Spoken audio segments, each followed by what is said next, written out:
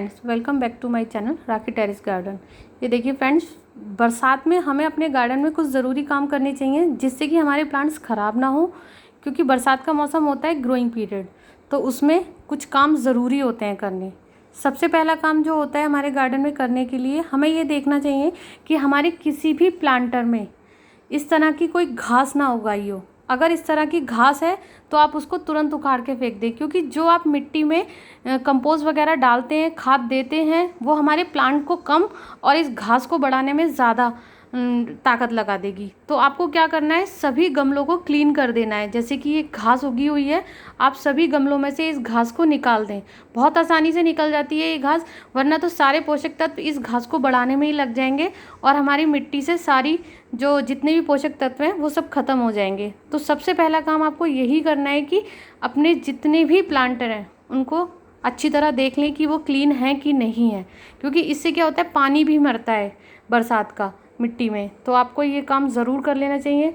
उसके बाद जो ज़रूरी काम है वो ये कि ये देखिए, मैंने सारी घास निकाल के गमले को क्लीन कर लिया है। एक ये सदाबहार का प्लांट था इसमें, तो इसको मैंने इसी में रहने दिया है। तो आप भी इस तरह से देख लें।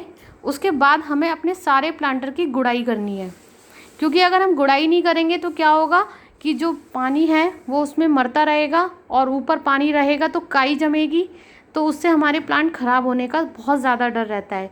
काई जमने से क्या होता है कि मतलब फंगस वगैरह ज़्यादा लग जाती है मिट्टी में। तो इस तरह से ये देखिए, जैसे कि इसमें जमी हुई है फंगस, तो ये जो काई है जितनी भी, आपको सारे ही प्लांटर की गुड़ाई करनी है ताकि मिट्टी को हवा लग सके, उसकी जड़ों को हवा लग सके। तो आपको ये काम ज़रूर करना है। ज़्यादा बारिश होने से क्या होता है कि सारे के सारे गमलों में जब पानी रुका रहता है तो इस तरह की काई जम जाती है। तो आपको सारे प्लांटर इस तरह से गुड़ाई करके क्लीन कर देने हैं। और बहुत अच्छी तरह देखिए, आप मिट्टी इतनी भुरभुरी है कि ज़रा सी गुड़ाई करेंगे आप तो गमला बहुत अच्छी तरह हो जाता है। उसके बाद जो हमें काम करना है, जैसे भी आपकी मिट्टी रखी हुई है जो भी, तो बरसात के बाद हमें ज़रूरत पड़ेगी। जैसे कि अगर हमें सीड्स लगाने हैं या हमें कोई भी प्लांट लगाना है, तो जब भी धूप निकले बरसात के बीच में, तो आपको क्या करना है, सारी मिट्टी को अच्छी तरह सुखा के रख लेना है ताकि हमें टाइम ना लगे अपने प्लांट्स को ग्रो करने में। हम आसानी से मिट्टी को उठाएं और अपना प्लांट ग्रो कर सकते हैं अगर हमारी फर्टिलाइज़र दे के इसमें छान के अच्छी तरह इसको भर लें। उसके बाद जो हमें करना है, जैसे कि बरसात में हम जो भी प्लांट्स ख़रीद के लाते हैं नर्सरी से, वो बहुत आसानी से ग्रो हो जाते हैं।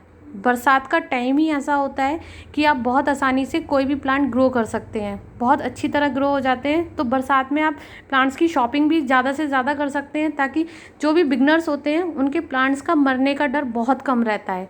तो आपको पॉट में प्लांट लगाने हैं, अपने गार्डन को खूबसूरत बनाना है। उसके बाद जो हमें काम करना है, अगर किसी प्लांट की ग्रोथ रुक गई है तो आप थोड़ा सा ध्यान दीजिए कि कहीं ऐसा तो नहीं है कि उसका ड्रेनेज बंद है या फिर उसमें रूट्स ड्रेनेज से नीचे आ रही हैं, रूट बॉन्ड तो नहीं हो गया है।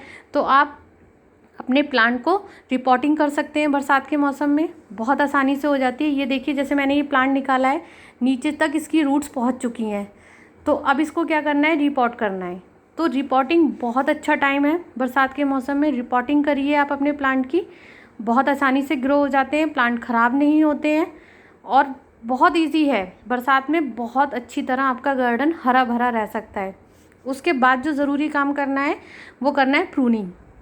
प्रूनिंग भी एक बरसात के मौसम में बहुत सही टाइम है करने का। ये देखिए आप, मैं आपको दिखाती हूँ। सारा कटिंग करने के बाद मैं आपको प्लांट दिखाऊंगी कि मैंने प्लांट की प्रूनिंग पूरी कर दी है। ये देखिए, इसकी जो ग्रोथ है वो थोड़ी सी कम है, लैगी हो गई थी जो इसकी जितनी भी स्टेम थी, तो मैंने इसको एक शेप देने के लिए इसकी कटिंग कर दी है। अगर एक्स्ट्रा ज़्यादा शेप निकल आई है आपके प्लांट की तो आप उनकी कटिंग कर सकते हैं, और जो कटिंग आपने निकाली है प्लांट्स में से उनको आप बहुत आसानी से ग्रो भी कर सकते हैं, क्योंकि बरसात के मौसम में मॉइस्चर हवा में बहुत ज़्यादा होता है। तो क्या होता है कि आपकी कटिंग बहुत आसानी से ग्रो हो जाती है। ये देखिए, एलोवेरा के जो रूट हार्मोन्स जैसे अगर आपके पास नहीं है तो आप एलोवेरा का भी यूज़ करके उसे बहुत आसानी से सारी कटिंग को ग्रो कर सकते हैं, बहुत आसानी से ग्रो हो जाती हैं। एलोवेरा एक ऐसा रूट हार्मोन है कि ना तो पैसा खर्च करना पड़ता है ना कुछ, और बहुत आसानी से घर में ग्रो भी हो जाता है। तो आप इससे बहुत आसानी से कटिंग लगा सकते हैं। देखिए, मैंने जितनी भी गुड़हल की कटिंग की थी सारी मैंने एक ही पॉट में शिफ्ट कर दी हैं। तो बहुत आसानी से कटिंग ग्रो हो जाती हैं। उसके बाद जो हमारा टाइम है बरसात में, जो काम है हमारा वो है खाद देने का। ये देखिए मैंने एक प्लांटर को लिया है और उसकी मिट्टी को थोड़ा थोड़ा हटा लिया है। आप ना बरसात में कभी भी लिक्विड फर्टिलाइज़र मत दीजिए, उससे ना फंगस लगने का बहुत डर रहता है। तो मैं ड्राई फर्टिलाइज़र दूंगी। अपने सारे ही प्लांट्स को देना है। बरसात के मौसम में बहुत सही टाइम है फर्टिलाइज़ करने का, क्योंकि फ्लावरिंग बहुत ज़्यादा होती है तो आपको फर्टिलाइज़र भी ज़्यादा देना पड़ेगा। तो बरसात के मौसम में फर्टिलाइज़र दीजिए। फर्टिलाइज़र कोई सा भी हो सकता है, सड़ी हुई गाय के गोबर की खाद हो सकती है, या वर्मी कंपोस्ट, या किचन वेस्ट। तो सूखी हुई अच्छी तरह से जो खाद है आप उसको दीजिए, बहुत अच्छा समय है। उसके बाद सबसे एंड में जो काम है वो है, अगर आपके प्लांट्स में जैसे बरसात के मौसम में बहुत ज़्यादा पेस्ट लग जाते हैं, जैसे मकड़ी वगैरह, मिलीबग वगैरह बरसात के मौसम में, तो ये देखिए मैंने किचन में से ही अपना जो खाने वाला सोडा होता है मैं उसका स्प्रे करूँगी अभी सभी प्लांट्स पे अपने। तो बहुत आसानी से आप इसको अपने किचन में से ही यूज़ कर सकते हैं और बहुत अच्छा पेस्टिसाइड है ये। आप इसको बहुत अच्छी तरह स्प्रे कीजिए, सभी प्लांट्स पे स्प्रे कीजिए, आपके प्लांट्स कभी ख़राब नहीं होंगे इससे। और सिर्फ 1 लीटर पानी में 1 ही चम्मच डालना है, इससे ज़्यादा नहीं।